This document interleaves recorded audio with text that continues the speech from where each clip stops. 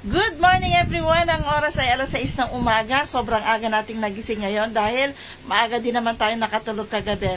At kahit na napakalamig ng panahon, napakasarap sanang matulog. Kaya lang hindi pwede, kailangan natin bumangon kasi syempre ang nanay, napakaraming trabahong nag-iintay dito sa bahay. At sa akin, buwan naman ng trabaho, ayan sa aking likod. Ayan ang aking tiklope, no? Tiniklop na. Ayan, ang aga kong nagtiklop. Yan ang unang-una kong ginawa. Kasi 3 araw na yan na nilabahan ko. Ngayon ko palang titiklopin sa sobrang dami kong ginagawa. Lalo na doon sa tindahan. So, ngayong umaga, habang nag-iintay tayong umayos yung panahon, gumanda yung panahon, ayan, magkukot-kot muna tayo ng kung ano-ano dito sa loob ng bahay.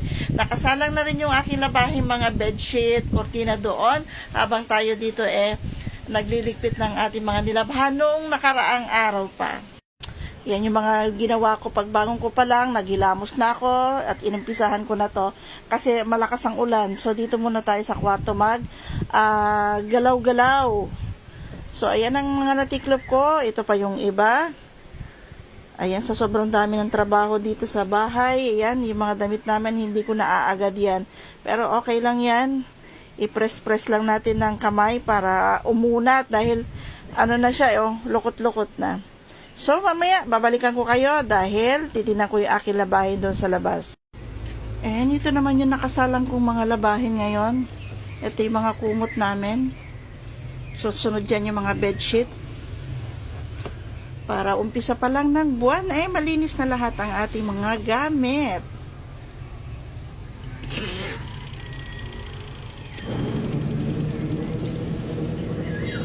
Ayan, badlawin na yan.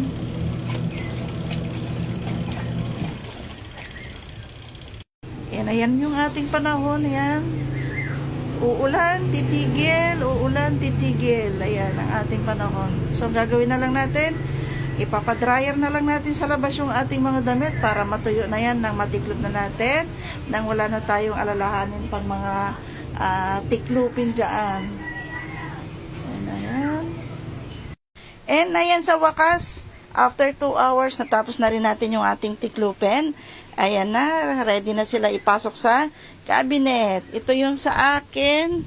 Actually, ito damit lang namin ni Mister. Yung mga damit ng mga anak ko kasi, hindi ko na pinakikialaman. Sila na yung bahalang maglaba, magtiklop, dahil ayaw na nilang pagalaw sa akin yung kanilang mga damit.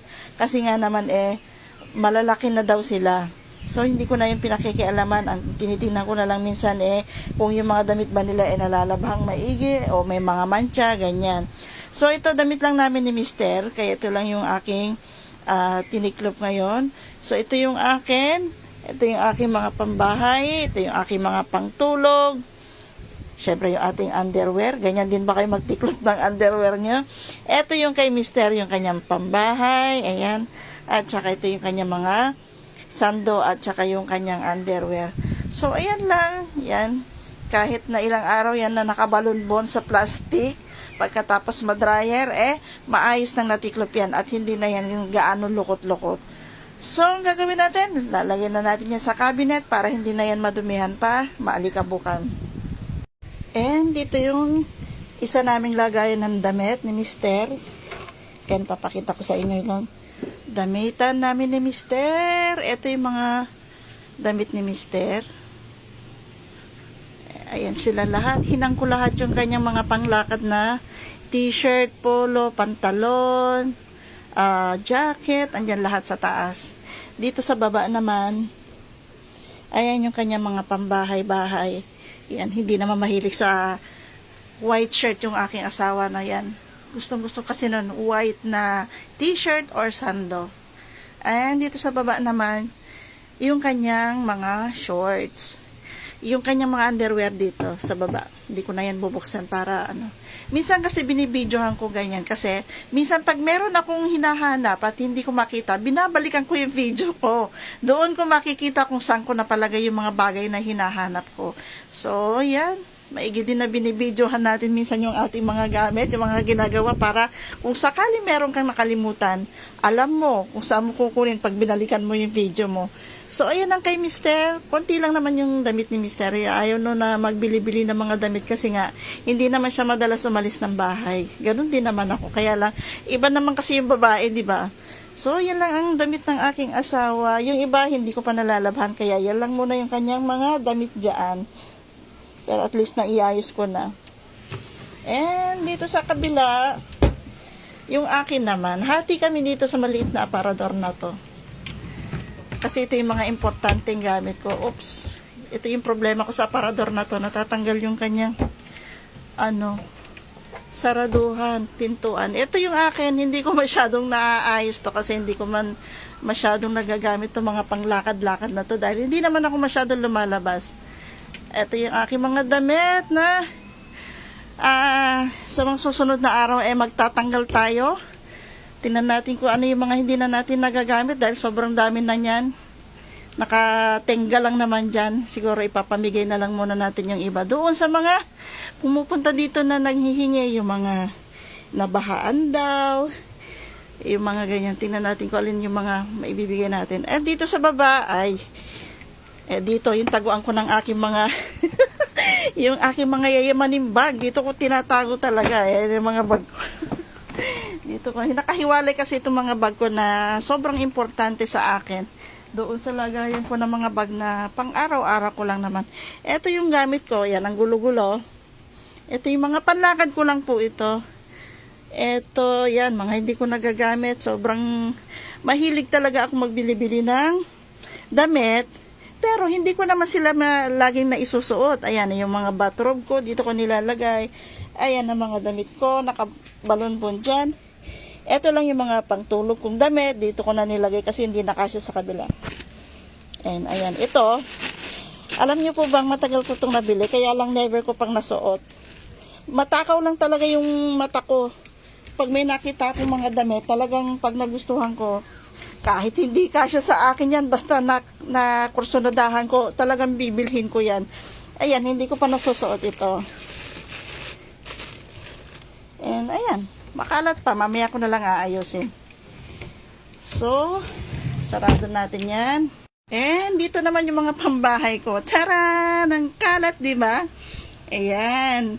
Kasi naman sobrang busy ni Mami G doon sa kanyang tindahan. Ilang oras lang ako dito sa bahay na naggagalaw-galaw. Hindi ko kayang trabahuin sa isang araw lahat yan. Kasi nga naubos yung ating oras sa tindahan. Ayan ang kalat. Ang mga pambahay ko lang po yan. Yung mga t-shirt ko yan. And dito, yan medyo madilim, hindi makita. Yung mga shorts ko. At doon sa kabila, dito, ilagayin ko ng mga tuwalyat, mga kumot, bedsheet, ganyan. Maliit lang tong ito akin lang to talaga na cabinet. So, di ba ang dami? Yan, magtatanggal din tayo dyan para mabawasan yung ating mga damit dyan na hindi ginagamit. And ito nga yung mga bag nating yayamanin yan. Iniingat-ingatan ko talaga yan dahil hindi ako makakabili ng ganyan. Mga regalo lang po sa akin to. Pag ako sa sarili ko, hindi ko kayang bumili ng ganyan kamamahal na bag. So, kaya iniingatan ko yan.